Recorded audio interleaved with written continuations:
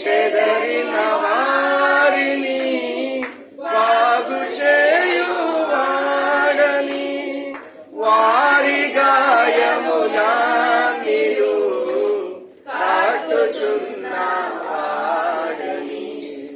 వారి గాయములన్నీయు కట్టుచున్నవాడని.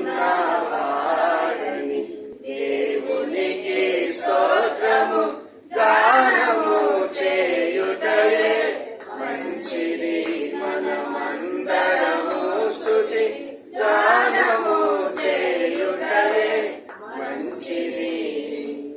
దీనులకు అండాయనే భక్తిహీనులకు కూల్చును, దీనులకు అండాయనే భక్తిహీనులకు కూల్చును.